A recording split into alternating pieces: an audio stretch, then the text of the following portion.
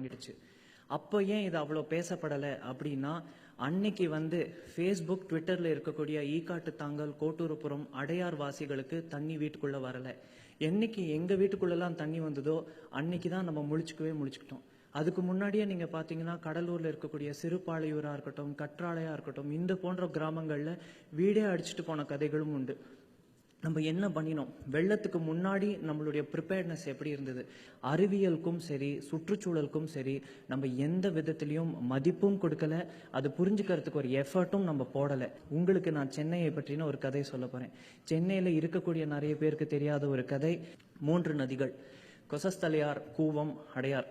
மலர் hospital கிட்ட பிரிட்ஜுக்கு அடியில் ஓடுற அந்த நதிக்கு பேர் கூவம் கிடையாது, அதுக்கு பேர் அடையார். இந்த வருஷம் மழை பெஞ்சு வெள்ளம் வந்தப்போதான் கொசஸ்தலையார்னு ஒன்று மெட்ராஸில் இருக்குங்கிறதே பல பேருக்கு தெரியும். இவ்வளோ ஏரி மெட்ராஸில் இருக்கிற ஒரு 4 ஏரி பேர் சொல்லுங்க அப்படின்னா செம்பரம்பாக்கம், புலர், ரெட் ஹில்ஸ், போரூர், அவ்வளோதான். கீழ்கட்டளை, நாராயணபுரம், பல்லாவரம், நன்மங்கலம், புழுதிவாக்கம், மடிப்பாக்கம், ஆதம்பாக்கம், முடிச்சூர் சீக்கனா ஏரி, பெருங்குளத்தூர் ஏரி, மாடம்பாக்கம் ஏரி, பெரும்பாக்கம், சித்தாலப்பாக்கம், தாளம்பூர். இது ஒரு செக்ஷன் ஆஃப் லேக்ஸ் மட்டும்தான் நான் சொல்கிறேன். காஞ்சிபுரம், திருவள்ளூர், சென்னை மாவட்டங்கள் உள்ளடக்கிய எத்தனையோ ஏரிகளை நம்ம மறந்துருக்கோம். இன்னைக்கு டென்னிஸ் ஸ்டேடியமாக இருக்கட்டும், இல்லை ஒரு கல்ச்சுரல் ஹெரிட்டேஜ் சென்டராக இருக்கட்டும், பேருந்து நிலையமாக இருக்கட்டும், இல்லை வணிக வளாகமாக இருக்கட்டும், lake view apartments without a lake to be viewed, அதுதான் சென்னையோடைய கதை. இது எப்படி அப்படின்னா, தண்ணி என் வீட்டுக்குள்ளே வந்துருச்சு அப்படிங்கிறத விட நான் தண்ணி இருந்த இடத்துல போய் வீடு கட்டிட்டேங்கிறது தான் உண்மை. ஏரி, குளம், குட்டைகளை நமக்குங்கிறத விட பல்லுயிரின பெருக்கத்துக்கான ஒரு நீர்த்தேக்க ஆதாரமாக நம்ம ஃபர்ஸ்ட் பார்க்க தெரிஞ்சுக்கணும், புரிஞ்சுக்கணும். இந்த பூமியில் இன்னைக்கு உயிர் இருக்குன்னா அது காரணம் தண்ணி. அந்த தண்ணியில் ஒரு ஏரி குளத்தை நீங்கள் கொஞ்சம் உன்னிப்பாக கவனிச்சிங்கன்னா ஒரு நண்டு, குளத்தாமையிலேருந்து, ஒரு தவளையிலேருந்து, பாம்புலேருந்து, பறவையிலேருந்து, சின்ன சின்ன பூச்சிகள்லேருந்து எத்தனையோ உயிரினங்கள் இருக்குது. அங்கே தான் நம்மளுடைய புரிதல் தவறுதலாக போகுது. ஏன்னா நீங்களும் நானும் இன்னைக்கும் நம்மளை பற்றி மட்டுமே தான் யோசிக்கிறோமே தவிர, நீங்களும் நானும் இந்த உலகத்தில் பூமியில் இருக்கக்கூடிய பல் உயிரினத்தில் நம்ம ஒரு உயிர் அப்படிங்கிறத நம்ம புரிஞ்சுக்க மாட்டேங்கிறோம். நம்ம ஏற்படுத்தின அளவுக்கு ஒரு இக்கலாஜிக்கல் டேமேஜ், சுற்றுச்சூழல் சார்ந்த ஒரு பாதிப்புகளை வேறு எந்த உயிரினமும் இது வரைக்கும் பண்ணதே கிடையாது. அதுதான் இங்கே உண்மை. நம்ம வீட்டுக்கிட்டே இருக்கக்கூடிய ஏரி, குளம், குட்டைகளில் என்னுடைய பங்களிப்பு என்ன? அதில் அங்கே குப்பை கொட்டுறதுலேருந்து ஒன்றுமே இல்லை. நீங்கள் போகிற ஒரு பார்பர் ஷாப்லேருந்து முடி நாங்கள் க்ளீன் பண்ணுற ஏரியில் கொட்டுறாங்க. நீங்கள் சண்டே போய் வாங்கிட்டு வர சிக்கனோட ஃபெதர்ஸ் எங்கே போச்சுன்னு கேட்டிங்கன்னா நாங்கள் க்ளீன் பண்ணுற ஏரியில் கொட்டுறாங்க. நீங்களும் நானும் வீட்டில் குப்பை கவர் கட்டி எல்லாம் போடுறோம் அப்படின்னா அது எங்கே போகுதுன்னா சில இடத்துல கார்பரேஷன் கலெக்ட் பண்ணலன்னா ஏரி, குளம், குட்டைகளில் தான் கொட்டுறாங்க.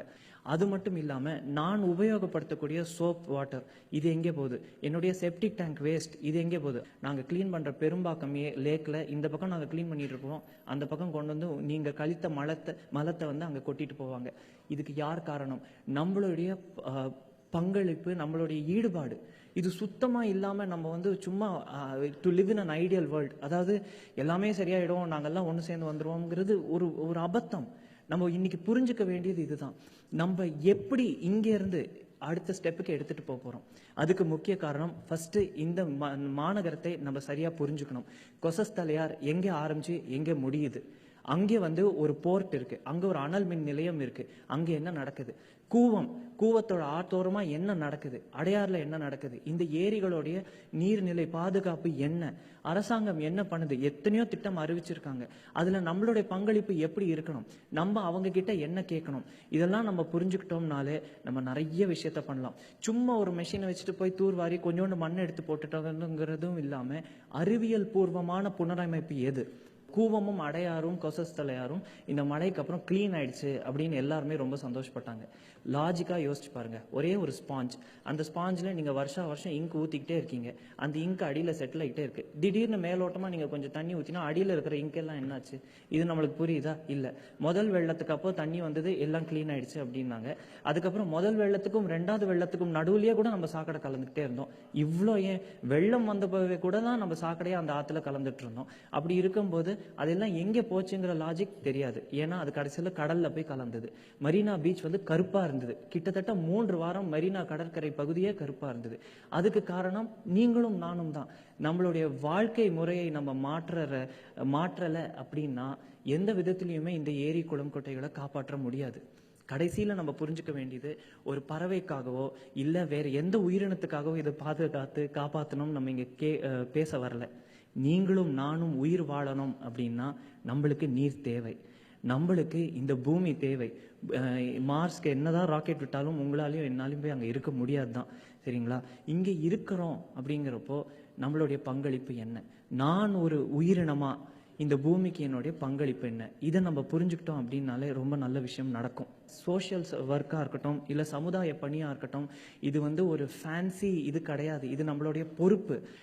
மேலே இருந்து கீழே வரைக்கும், north to south, west to east, உலகத்திலேயே 3 சிறு நதிகள் ஓடக்கூடிய ஒரு நகரம் இந்த மாநகரம். கிட்டத்தட்ட 312 ஏரிகள் கொண்ட ஒரு நகரம் இந்த மாநகரம். 6 காடு பகுதிகள், நன்மங்கலம், தாம்பரம், நடுவீரப்பட்டு போன்ற காடு பகுதிகள் கொண்ட ஒரு நகரம் இம்மாநகரம். இம்மாநகரத்தில் இருக்கக்கூடிய வன உயிரினங்கள்னு பார்த்தீங்கன்னா, மான் தொடங்கி எத்தனையோ பறவைகள், கிட்டத்தட்ட 2 சதுப்பு நில காடு பகுதிகள், பள்ளிக்கரணை, பெரும்பாக்கம். இது தவிர இந்த மாநகரத்தில் அழகான ஒரு மலை பிரதேசமும் இருக்கு. திருசூலம் தொடங்கி குன்றத்தூர், திருநீர்மலை, தாம்பரம் பின்னாடி நடுவீரப்பட்டு மலை, வண்டலூர் கிட்ட மலை, சித்தாலப்பாக்கம்னு அதுக்கு ஏன் பேர் வந்ததுன்னா சித்தர்கள் வாழ்ந்த ஒரு மூலிகை மலை. அந்த மலை அடி வாரத்துக்கு இந்த பக்கம் அரசன் கழனி ஏரி, பின்னாடி பக்கம் பெரும்பாக்கம் ஏரி.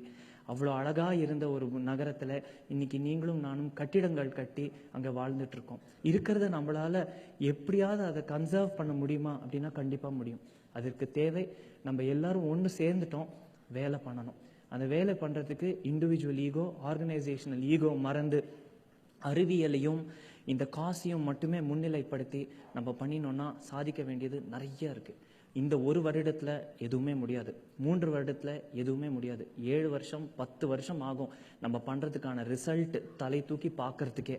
அத்தனை வருடம் நம்மளுக்கு பொறுமை தேவை. அத்தனை வருடம் நம்ம எல்லாரும் ஒன்று சேர்ந்து இருக்கணும். அதுதான் இங்கே முக்கியமான இது.